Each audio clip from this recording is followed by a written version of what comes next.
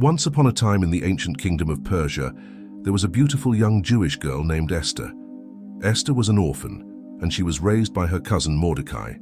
They lived in the capital city of Susa.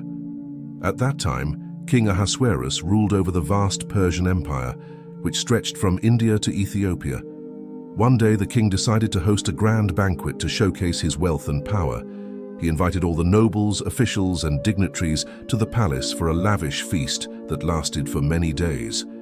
During the banquet, the king wanted to display his beautiful queen, Vashti, to his guests. However, Queen Vashti refused to come when summoned, which greatly angered the king. As a result, he decided to remove her from her position as queen. Now the king needed a new queen, and he ordered a search for the most beautiful virgins in the land. Esther, with her exceptional beauty, was one of the young women chosen to be presented to the king. Mordecai, Esther's cousin, advised her not to reveal her Jewish identity. Esther obeyed him and won the favor of the king, who made her his queen. She kept her heritage a secret.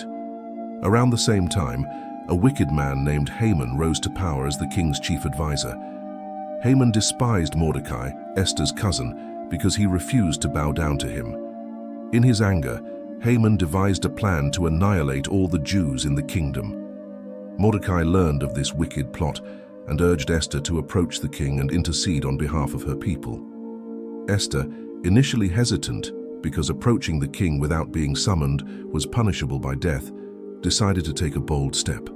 She fasted and prayed for 3 days, seeking God's guidance and courage.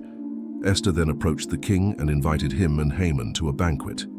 At the banquet, she revealed Haman's evil plan and pleaded for her people's lives.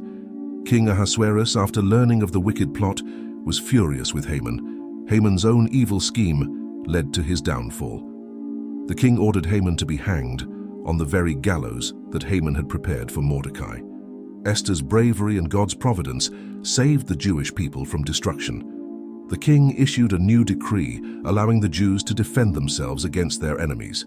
The Jewish people celebrated their deliverance on a day known as Purim, a festival still observed by Jews today to commemorate Esther's courage and God's protection.